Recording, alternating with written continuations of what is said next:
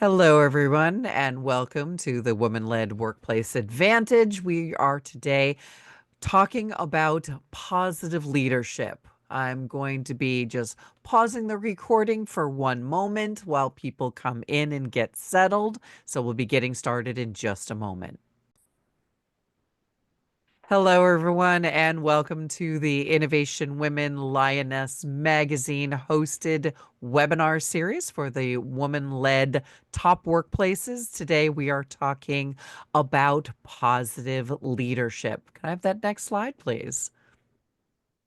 So today we have three amazing panelists. They are all leaders at the woman-led top workplace winning companies. So these are top workplaces that they have done a big survey. Their employees have been surveyed, and they are among the 168 winners of the woman-led top workplaces. So we'll be getting to meet them in just a moment. Before we get started, I want to actually just do a couple of quick things. So can we have that next slide?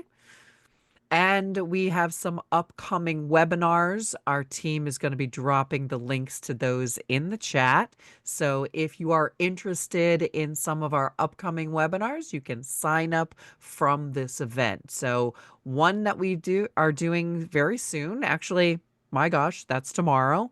We are doing a joint event with De Gruyter, and that is a publishing firm. We've got three amazing authors.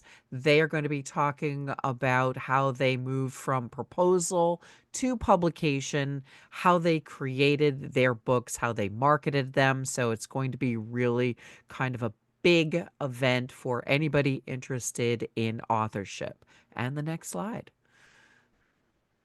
And we also have an upcoming Lioness community event. We have a webinar on trauma-informed approaches for employees and employer well-being. And that is going to be on Friday. Boy, it's a busy week here at Lioness and Innovation Women. And next slide.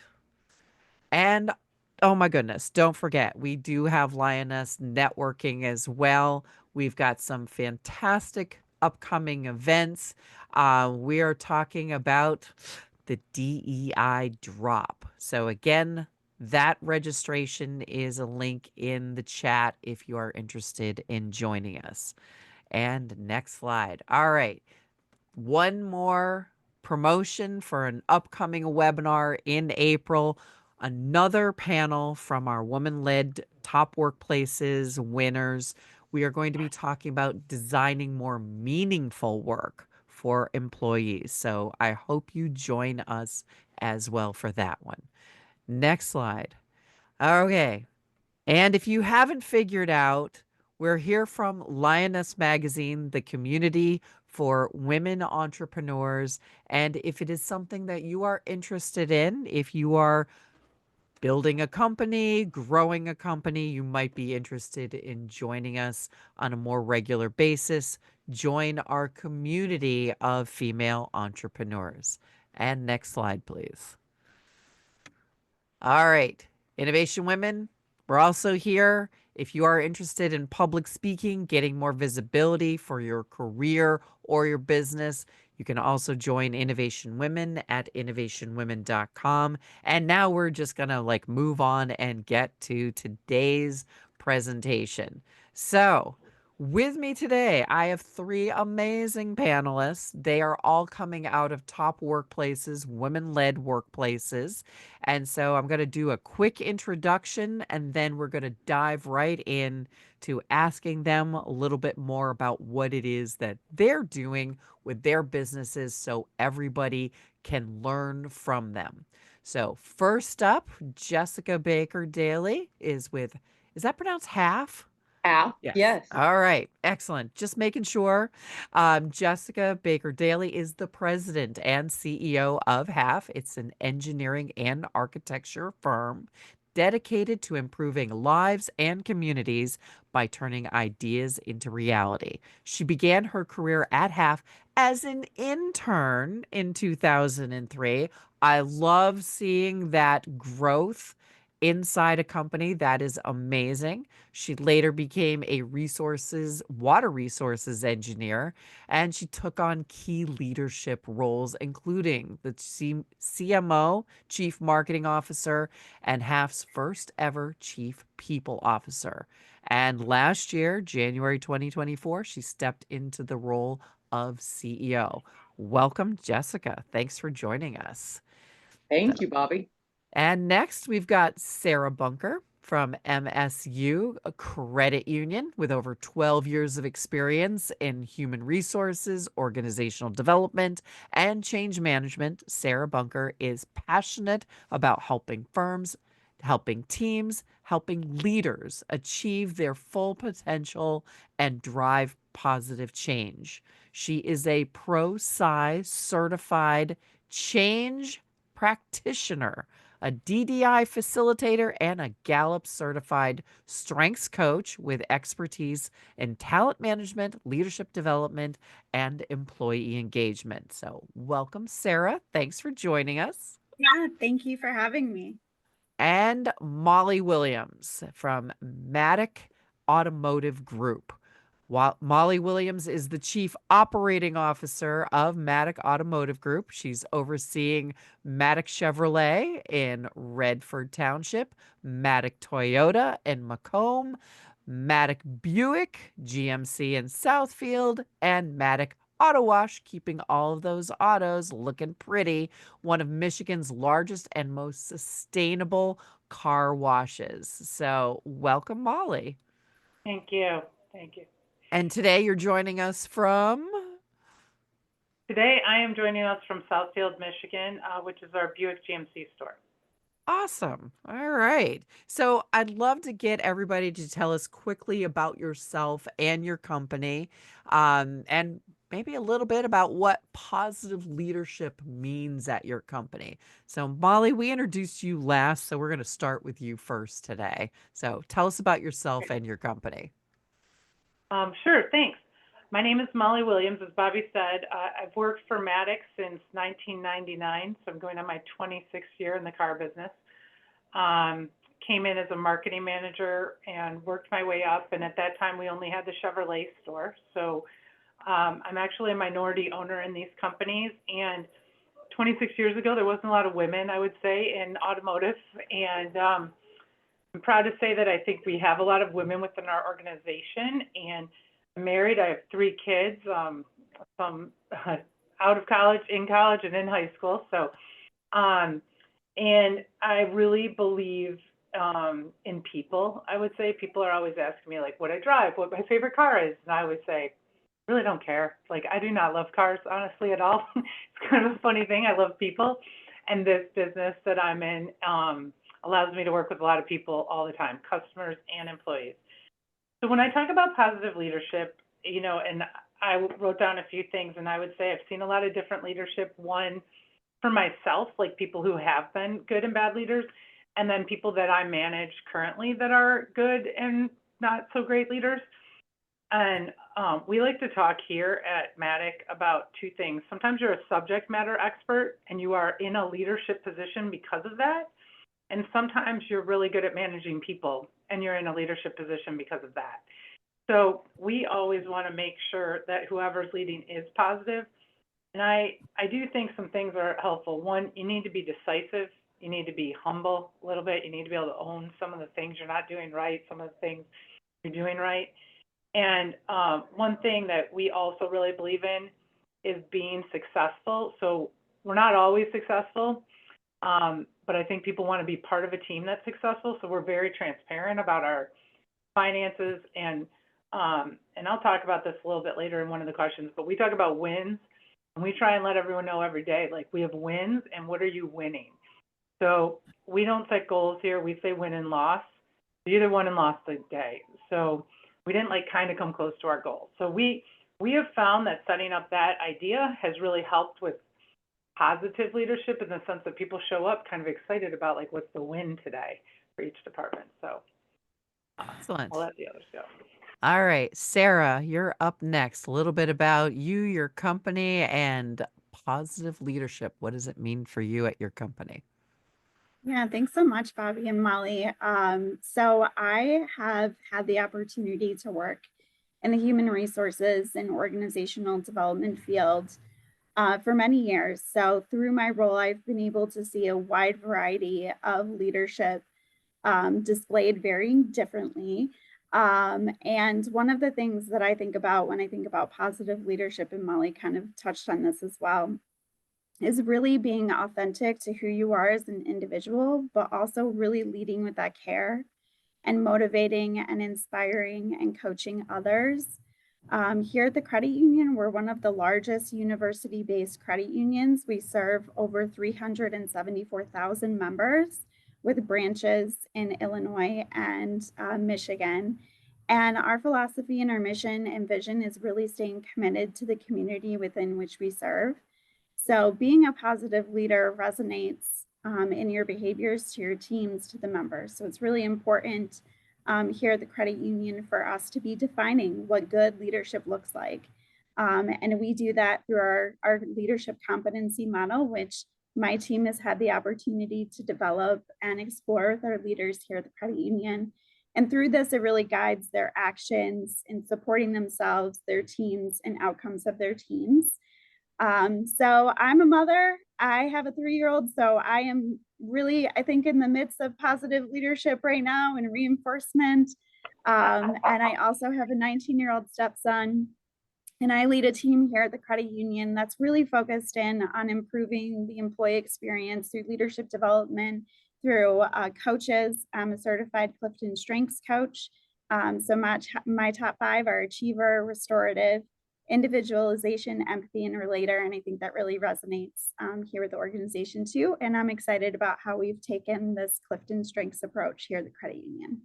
That's quite the range of constituents you deal with.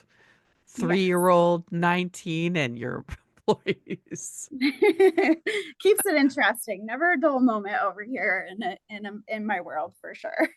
Absolutely. And Jessica, tell us a little bit about you, your company, and positive leadership. Well, I am resonating with Sarah right now because I also have a 3-year-old son, and probably my most challenging audience for demonstrating my positive leadership. So I continue to practice every day. But I really appreciate the opportunity to be with y'all today.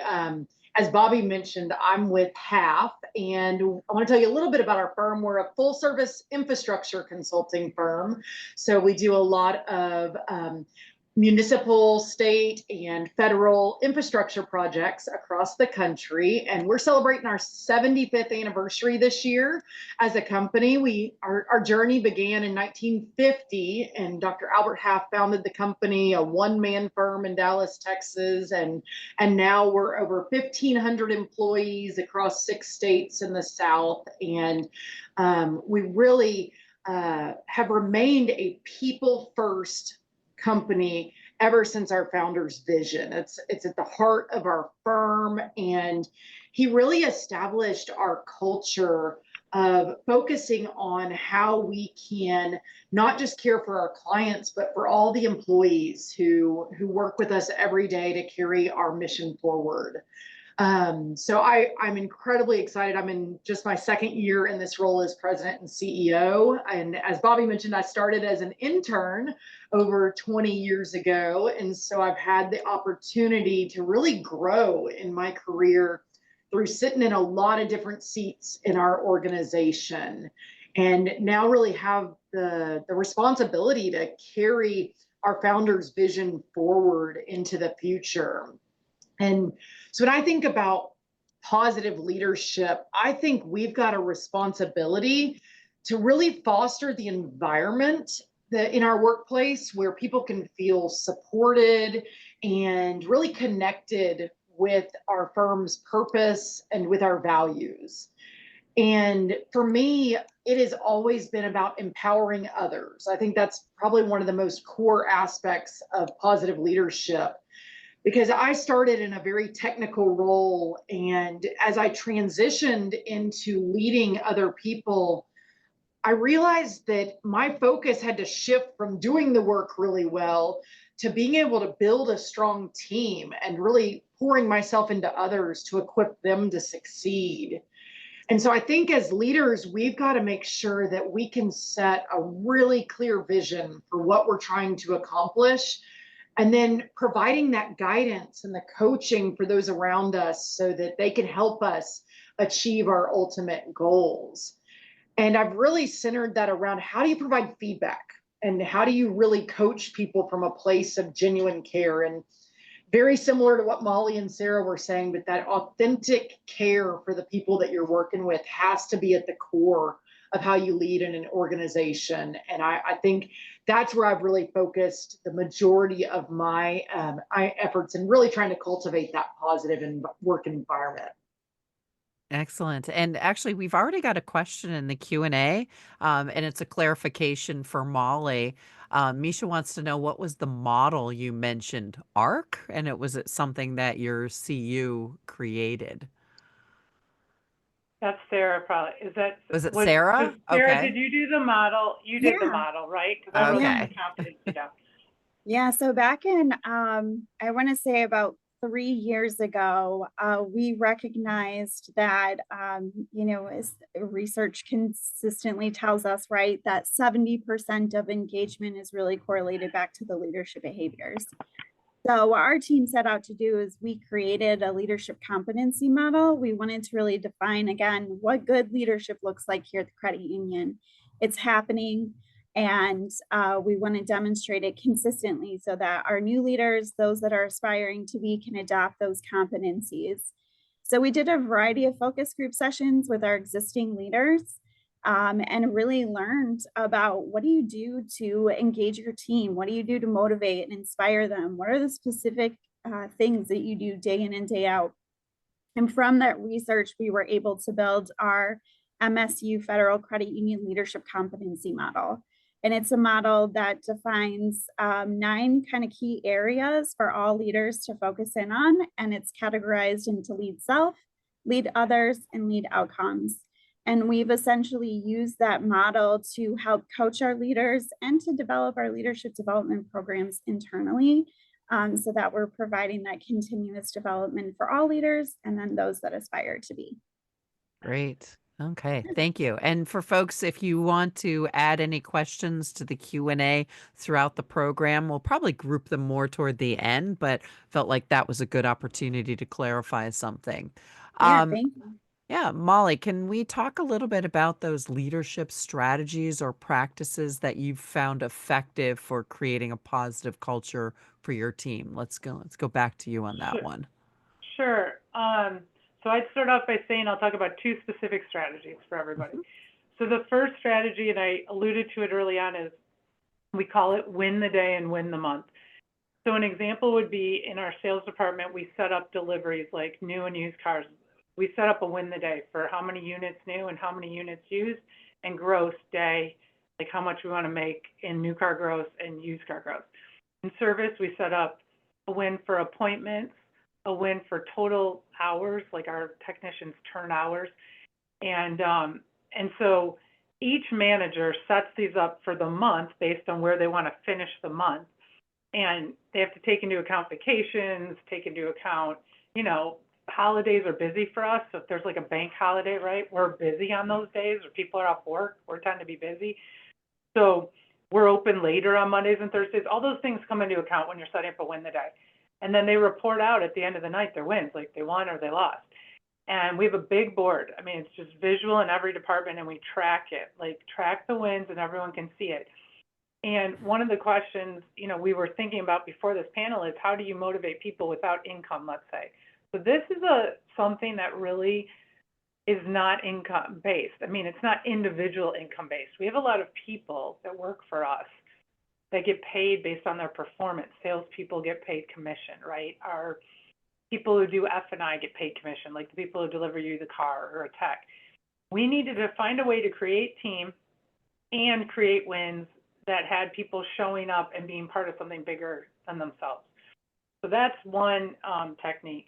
The second, and I would just categorize this in terms of management, across all 3 stores, we have some leadership coaching we do, and We ended up doing a 7-week course once a week, and we combined managers from all different stores, and we did these courses, and they had to pick their own project, like what was a project they wanted to work on. And then each Wednesday, we essentially taught a management technique and then had them report out on that project how it worked for that. And we really got a lot of positive feedback on the interaction amongst each other. Like they loved kind of hearing from each other in that space. And we have, you have a service manager and a sales manager. They just do totally different things, but it ended up opening people's eyes to that. So those are just two strategies we use here that tend to work. But I think every one of us has, different kind of work environments. And you got to figure out, like, how are you going to motivate in your own space, right? And sometimes it means motivating yourself. And I think we talked about this earlier, but it stinks when you lose. So let's just be like in our win or loss, right? Like no one wants to lose. And if you've lost 2 or 3 days in a row, like no one wants to lose 2 or 3 days in a row. It's like any of these teams, right? They're on a losing streak or a winning streak. You really need to say to yourself, like, how am I going to come in today and win today? It's not about trying to make the month work. Like if my win is 5 new cars today, how are we going to deliver 5 new cars? You might take deals you weren't going to take, and you might go put more money into a car or any of that stuff, but you want the win so that you begin creating the motivation. And that's some of that idea behind Win the Day. So. Awesome. All right. Thank you. Jessica, let's talk about leadership practices and strategies for your company. What have you found to be effective? Yes. So my number one is getting comfortable being uncomfortable. And I think that's really when we learn and we grow, because great things don't happen when you're staying in your comfort zone. And that took me a lot of time to really figure that out for myself. And I spend a lot of time talking to our leaders about how we can create an environment where that's okay. It's, we feel awkward. We feel that discomfort. And it's in those moments where you're hearing feedback that might be constructive, or to Molly's point, nobody likes losing. But what are you learning in that loss? And what are you really taking away to try things differently the next time? When I look at how we prepare our leaders, I'm always talking about how can we eliminate or at least minimize the fear of failure. And so I think that fear is what's holding us back a lot of times. It's what's limiting us from taking initiative or putting ourselves out there. And as a leader, what can I do to make it feel a little bit better to stick your neck out and say, I've got an idea, or I've got something that I'd like to bring up? And I think that really creates a psychologically safe culture where people really feel like they can bring their perspectives and they can bring their authentic selves. And that's what's going to make a strong team. And I really resonated with what Molly's Win the Day or Lose the Day, because in those moments where we're losing, how is the leader showing up to support their team members and to really help coach through that moment and bringing confidence that mistakes happen and we're going to lose, but we're going to come out on that other side even stronger, is if we really reflect and we learn on those experiences. Great input. Sarah, how about you? Can you share some specific initiatives your company implemented? Yeah, I'd love to focus in on one, actually. I have plenty, but one that I think has been the most impactful for all of our leaders and employees. So back in 2023, we launched the Clifton Strengths assessment to all employees. So Clifton Strengths is an assessment that really helps individuals identify their top strengths and talents. And being a coach, it's obviously one of my favorites, favorite assessment tools, but it's really meant to be utilized as a developmental tool that really provides teams and opportunities to know and apply and utilize their strengths. And we did that intentionally because we knew through our employee engagement efforts that knowing what is your best and the opportunity to do your best was an opportunity for improvement here at the credit union. And so we kind of stood back and we're like, let's see how this goes. Let's see how Clifton Strengths is adopted here at the credit union. So we had that grassroots approach, and it really spread like wildfire. Employees and leaders were so excited just to learn more about each other authentically. Like, what does it mean to see the world through your strengths? And I want to learn that about you, and how that really guides our teams. And so recently, Molly, we kind of talked about this too, the importance of coaching, that it's not enough for us to know our strengths, to name our strengths, but it's also about how do you aim that. So we recently launched a coaching model for our leaders. We have 6 internal Clifton Strengths coaches. And so we're meeting with leaders one-on-one, and asking them, if you want to come have a session with us, let's focus in on your strengths.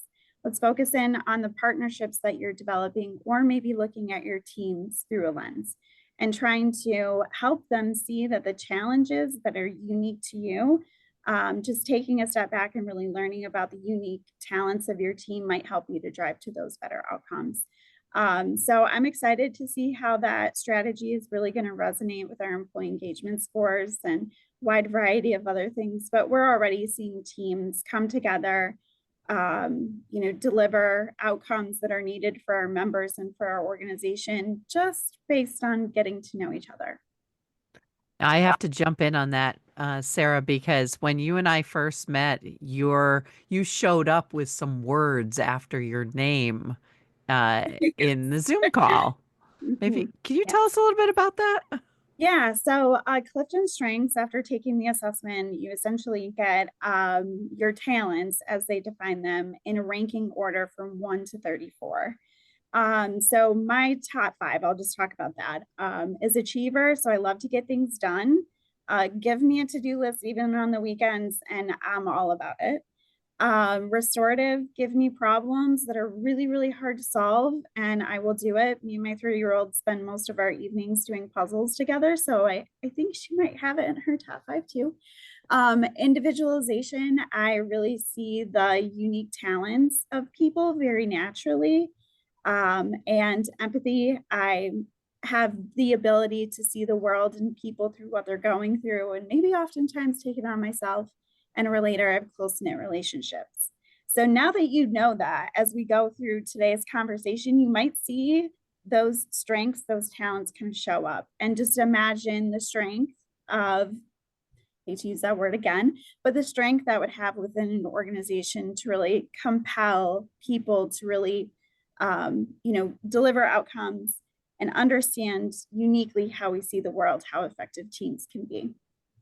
Awesome. Thank you for sharing that. I thought that was a great example of some of the stuff that you were talking about. Jessica, back to you. I would love to know like what others can learn from or perhaps adopt from your approach. Like if they are looking at impacting their organization's growth, motivation, success, like what can other people take from that? Absolutely. So I think any organization needs to be very intentional about their training, their learning and development programs. How are we investing in our people and their growth every single day so that we know that it is a continuous journey and we're all developing and working on ourselves. So we've really invested a lot in our training program from early career stages all the way through leadership. It sounds very similar to Molly and Sarah's programs. And just this past year, we've spent a lot of effort on making our career handbook more comprehensive.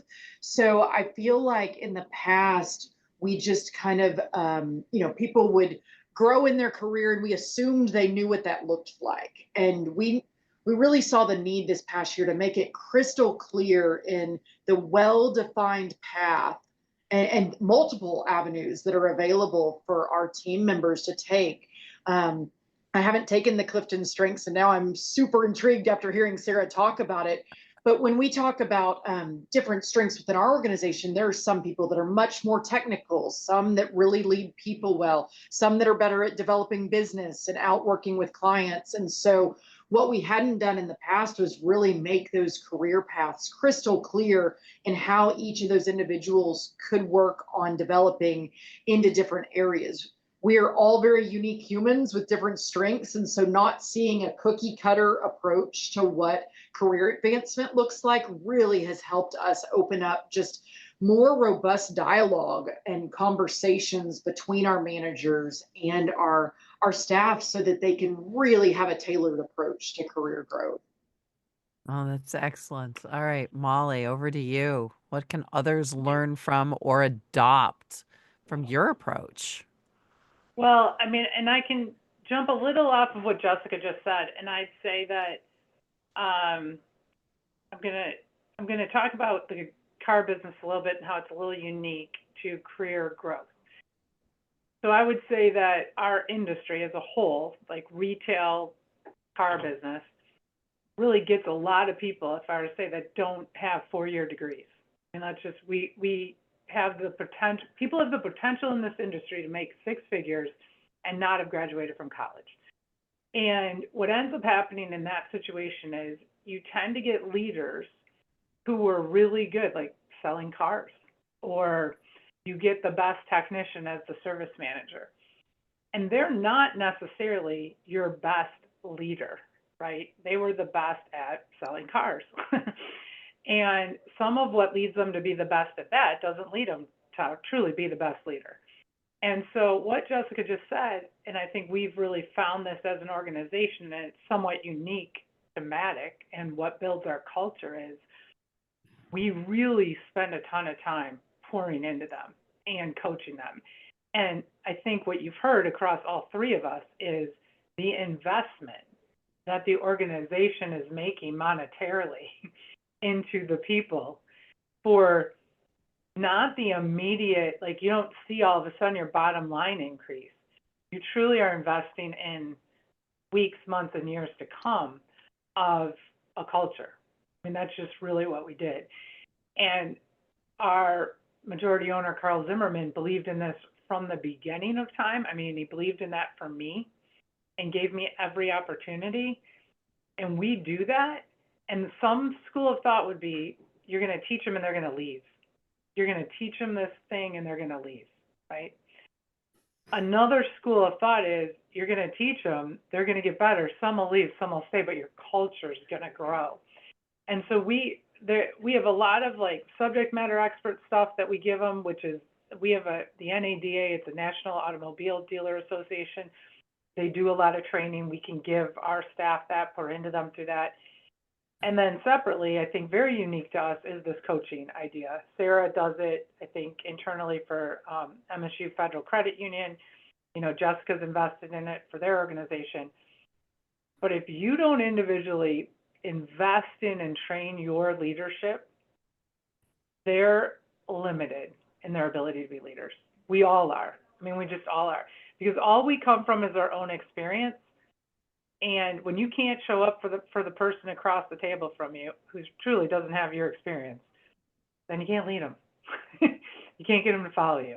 So I think that's unique and truly probably why we've, won in those top places to work and helped with the culture, because people tell their friends, their family, everyone about it. And it's kind of a contagious sense when you're in the organization. I'm reminded of a conversation with a business manager. What if I train them and they leave? What if you don't train them and they stay? That's exactly it. Thank you, Bob. That is exactly it. You don't train them and then they're leading your people. Yeah. Oh, that's scary. All right. Yeah. Sarah, how about you? Like, what can others learn or adopt from your approach? I know we've talked a lot about, coaching and development and leadership development. There's kind of 2 pieces that I'd love to share and hope that others can learn from. My team specifically, is really committed to understanding the employee experience. So we actually do this through what we call our employee listening and action strategies. Where we do conduct those formal surveys, the employee engagement survey, our pulse survey, DEIB. And it's really focused on understanding the motivations and need of our workforce, but it's what happens after the survey. It's a point in time, it's a feeling, it's a sentiment that's captured by our employees. But what we do is we spend weeks looking through the data, developing themes, and really understanding organizationally what are some things that are our strengths and what are some things that we could improve and focus on. But then what we do is we engage in something called state of the team meetings. That after the engagement survey goes out, teams have this conversation around either the scores or the sentiments, and they create action plans based on employee feedback. And I'm happy to report that about 92% of our teams have active action plans right now, and they're instilling those action plans to improve the overall engagement. Now, this is a methodology that's through Gallup that we've adopted, but it has been really effective. And then my team is expanding into the employee listening space by doing focus groups and really starting to understand the employee experience a little bit further.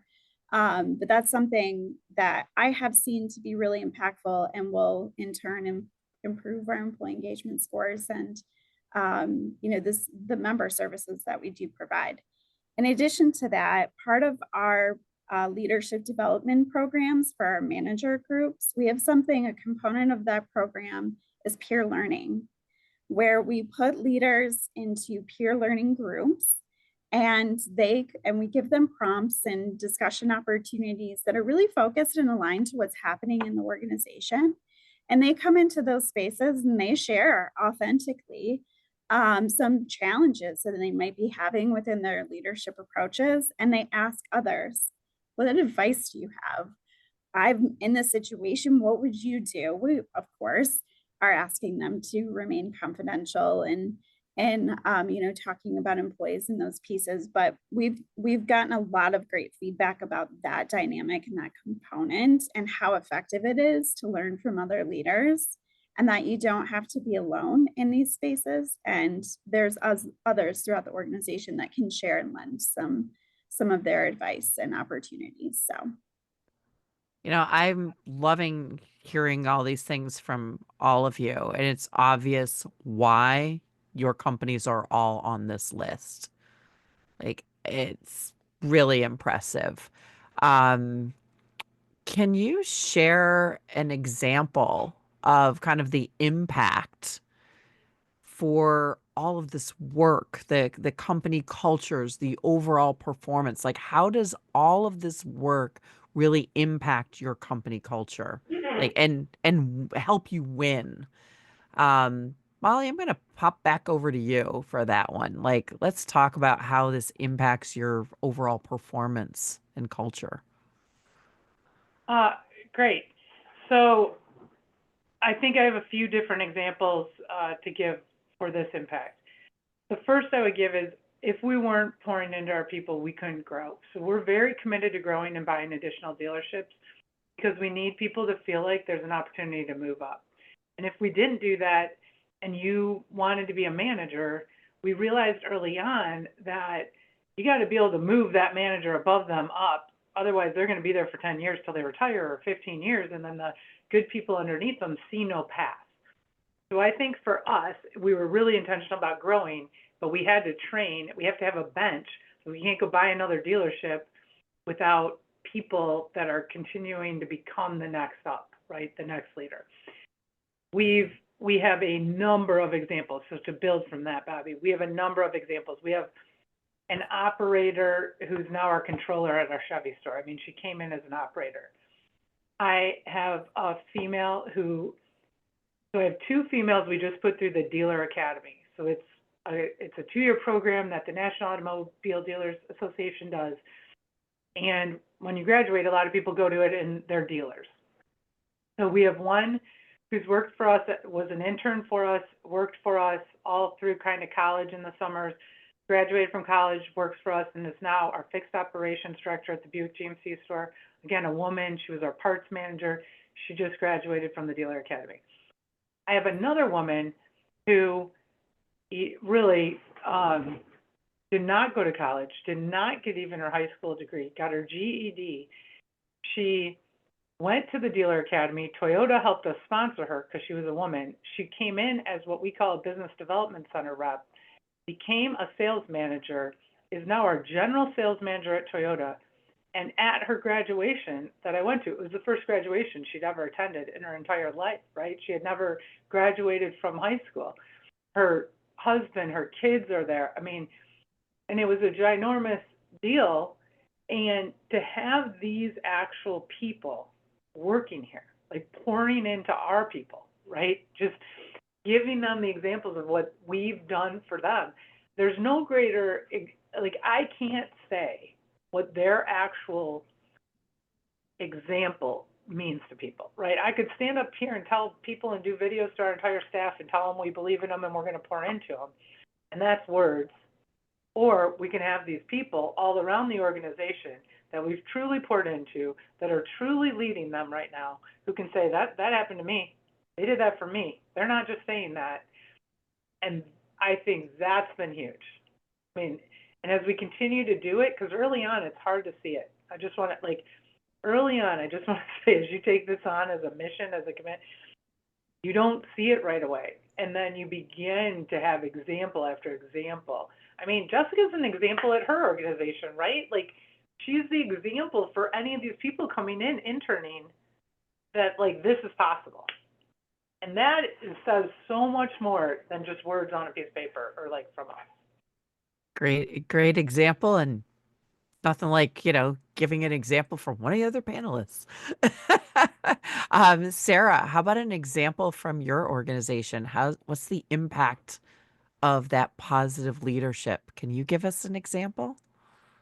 Yeah, absolutely. I love what Molly said too. Like, this is the long game. Like, culture is not something that we can easily equate and show on a piece of paper, right? Like, it shows up in so many different ways and examples. I have particularly seen positive leadership in so many ways across the credit union, particularly those leaders that really create an environment where others feel like very safe to speak up, offer ideas, be innovative. We have like an innovation lab here within the organization where employees offer ideas and perspectives to improve the products and services that we're offering our members. So it's that safe space where people can really come with any and all ideas. But I will say that we are also tracking this. Our team measures what is the tenure of organization of employees within the organization? How are they going through roles and career paths within the organization? How are they getting there? And we also know that through our data that 70% of the team's engagement is really driven by that leader. So we've made a significant investment in helping equip our leaders to be serving our members and to be serving our employees. So I don't want to say like there's data significant things. There's plenty of examples like Jessica and Molly have been sharing along the way. But I will say that it's the long game, and it's really something that's very important here at the credit union. Excellent. All right, Jessica. Aside from you as the perfect example, let's get an example of what that positive leadership has done for you or your company. Absolutely. So Sarah talked a lot about employee engagement and ensuring that we are giving our employees a way to provide feedback and to share their ideas. And through our annual employee survey, we get the chance to do, I love the way Sarah described it, the sentiments at the point in time. And so those are all data points to me. The action that you take and the way you communicate how the feedback was used and what impact it made in your organization is really where you can gain trust, in my opinion. And the example that I wanted to talk about was from a few years ago.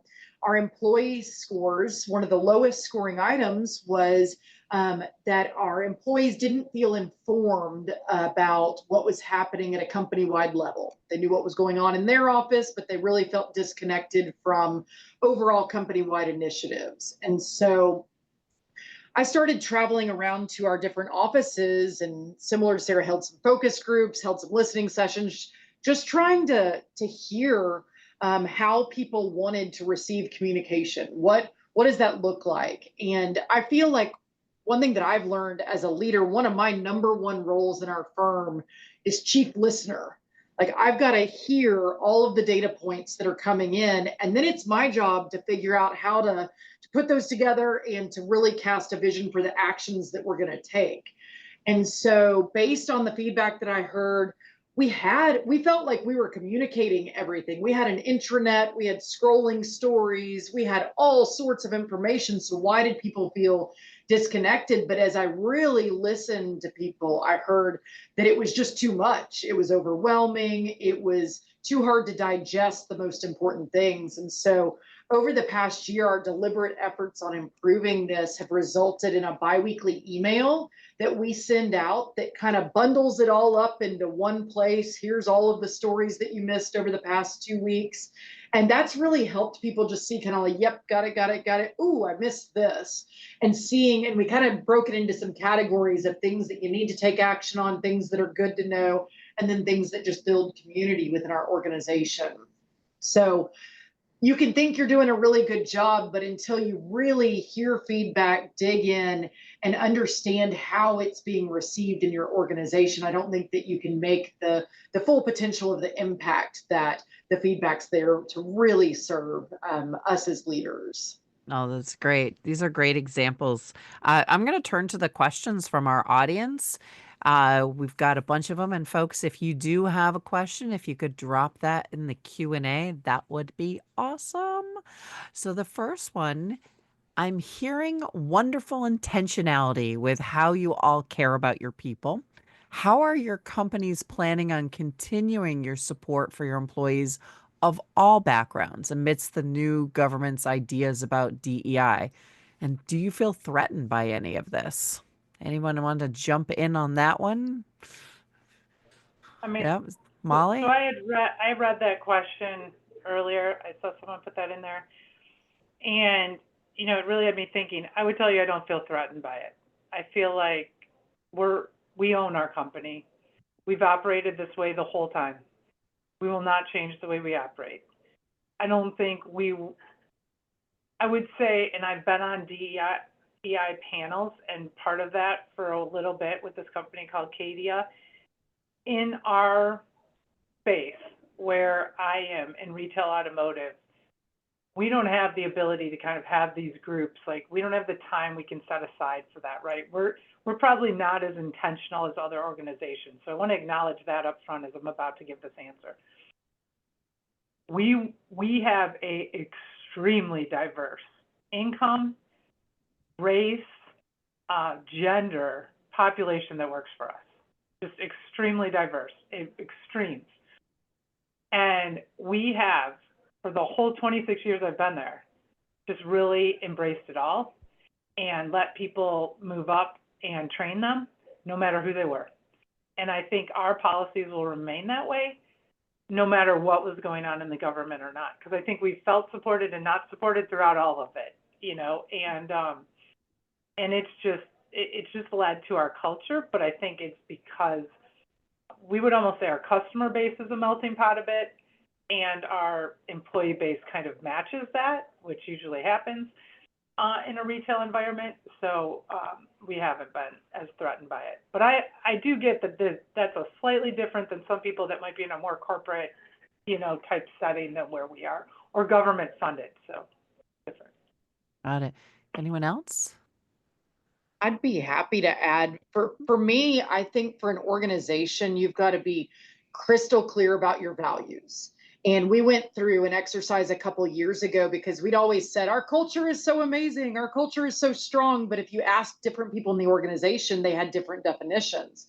And so we spent the time to really define what our culture is all about and what those values are that we hold true in everything that we do. So once you have that definition of your culture, then staying grounded in that in all of your decision making, I think, is critical. So, and it's even more important in times of uncertainty. So I think the uncertainty that we're facing right now is just inevitable. We're always going to go through periods of change in life. And for leaders, we've got to stay true to what we know our values are, what we know our purpose as an organization is, and that's what our decision making is rooted in. So I don't feel threatened at all because we've gone through the intentional effort to define our culture. And I feel very confident we can continue leading to that culture and purpose into the future. All right. And Sarah? Yeah, I completely agree. DEIB is a core value of the credit union. And, I love that you bring up uncertainty, because I think that there's a lot of things that people are needing right now. And that's hope, that's compassion, that's consistency, really understanding what type of environment they're going to be getting when they go into the workplace. And our organization, really sent out messages very quickly at the beginning of this year to talk about our double down efforts into DEIB. And I'm looking forward to, that staying the course. And no, I'm not threatened at all. Women-led organizations can do a lot of things in this world. And I'm just happy to be a part of one that is staying true to who we are. Absolutely. And actually, one of a related question to that, Elaine wants to know, has being a woman presented any challenges personally or professionally that you've overcome? And, I know the car industry, and you're talking about engineering and finance, like these are all industries where perhaps women are underrepresented. So, anyone want to jump in on that one? Talk about, the overcoming of these challenges personally or professionally. I think you can look at it, and I feel like earlier in my career, I might have seen being different as a challenge, but embracing that and really seeing that as the value that I could bring with a different perspective in some rooms, I really learned to use that as a strength moving forward. And so I think if all of us can realize, we bring a unique voice, and whether that's being a woman or any definition of a diverse group, uh, if you take the risk and get over the fear of putting yourself out there and taking initiative and offering your ideas, you can accomplish some great things. Excellent. I would echo that. I would say a few things in addition to it. I think early on I was probably similar, Jessica. I mean, every single room, and I say to you today, I'm part of a 20 group. I was president of it. I was the only female in it. I'm the only female in it. They're all male dealers. I go to dealer meetings for Detroit, Buick GMC dealers, Chevy. I'm the only female. There's one or two. But if I choose to make it a thing, it's a thing. No one else is choosing to make it a thing. People are listening to my voice. People think I'm smart. People think I know what I'm saying if I have data. Early on, I made it, like in my own head, a thing. I just would share that. But no one in the room is making it a thing. And I've realized now it was more me than that, like anyone else. So I would say, one, that. Two, I mean, we talked about it earlier, and the three of us on this panel have kids. I would tell you work-life balance is not true. There's no balance. Like, you're either on one side or the other side. So I'm just going to share this as a woman. I think you need to find your own comfort zone and space there. Like, I was very comfortable working. I had the ability to work and stay at home at different times in my career. And I'm just not a great stay-at-home person. Like, that wasn't for me. I needed to be at work to be the best mom I could for my kids. I was much more present at home after that. But I left meetings in the middle of really important meetings to go pick up my kid. I was late on, like, calling that I'm going to be the last one there. Like, I felt guilty by leaving meetings. That's all real. It's all going on, and it's all okay if you're okay with where you're at with it. So none of it's right and none of it's wrong to anyone out there listening. And it's not easy, but it's all, there's no right answer, and there's no book about how that works well. Because I just really have not found balance. There's no balance being there. One's winning and one's losing at times. It's not even. So. All right, Sarah, did you want to chime in? Yeah, I mean, I'm Molly. I feel like you're speaking to my heart today. That's definitely something that I think that's real and maybe unbalanced in workplaces, that women oftentimes do have to strike that balance of work, life, family, all the things. I will say, because I have achiever in my top 5, and that I love to execute, that balancing effort is never done. But for me and my team, I tell my team often that I really want to focus on their professional growth, their growth, whatever that looks like, and the well-being of the team. And if you need to leave early for whatever reason, I have people on my team that have children, that don't have children, that are dog parents, but really leading with that empathy and having that genuine belief in the potential that you have on your team, while also knowing that they're humans first, and like they do have things that are outside of their control, and just doing the best that you can to mentor your team and help them through that, I think, is something that I like to give to. Awesome. And we've got a last question from Cheryl Lynn. How do you get your employees to engage? What strategies do you begin with? Mhm. So this is a great question for us to end our day on. Anyone want to start? How do you get your employees to get involved in these programs? Mhm.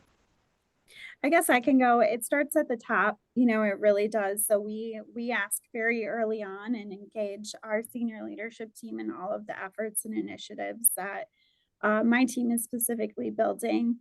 And, we ask them to model their engagement and their efforts. They share their action plans out to others too, which is impactful. And I think seeing senior leaders model those efforts is really important. And don't be afraid to go across the table and ask those stakeholders too. Ask those people that are really champions of your work and say, hey, I kind of need you to rally some people here for me. Can you do that? And that's gone a long way for the strategies on our team as well. For us, we try to be incredibly clear about why we're doing anything. The why has to be present, and so that they understand we're asking them to do X. Here's what it's going to contribute to the overall purpose of our organization. Here's how we're going to utilize your participation. And so I really challenge our team in everything that we do to ensure that the why is very clear behind all of our actions and our asks. Excellent. Molly? I would agree with what I'm like, they both covered it. You got to have top leadership, and you have to get them and, grabbed in. Why? Get them early, get them often, lead them the way. All right, I'm going to ask for quick tips as we go out the door from our absolutely amazing representatives from the Women-Led Top Workplaces Winners list. And if there's any kind of parting words that you can offer to other women entrepreneurs, people who are on the ground doing this kind of work, what would those quick tips be? So, I guess my Sarah. one. Oh, Molly, go Oh, for it. sorry. Oh, Nope, go for sorry. it. No, go. No, go for I it, was just Molly. gonna, I was just gonna say my one tip was gonna be that you'll never know everything, and you'll learn what you need to know when you need to know it. So don't let that, concern you. I always have people when I'm looking to move them up or something like that, or pour into them, like, I don't know that. You will learn what you need to know in the moment you need to know it. And that's how top leaders work. They don't know Excellent. everything. So, All right, Sarah. Yeah, I agree with Molly, just being authentic, that like, hey, I'm a leader, but I'm also a human first, and I don't know everything. What, and asking too, and asking the team. I ask my team all the time, and I tell them when I mess up, and I own it. And I think that that's a trait that's, worked well for me, just being accountable to yourself, true, authentic to who you are and what you represent, and the team will come along with you.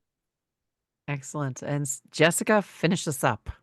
I would encourage everyone to give themselves some grace along the way. To Sarah's point and Molly's point, it is challenging. We are all trying our best, and I think we can be our own toughest critics sometimes. So allowing some grace along the way, knowing that we are all a work in progress, is my continued encouragement for myself. Excellent. And thank you, everyone. Thank you to our fantastic panelists who joined us today and everyone who also joined in for this conversation. We will be making the recording available, as well as there will be a follow-up article. And also definitely check out the list of fantastic companies that are part of the Woman-Led Top Workplaces list. Thank you to everyone, and we'll see you Thank you. soon. Thank you. Thanks, y'all. Bye-bye.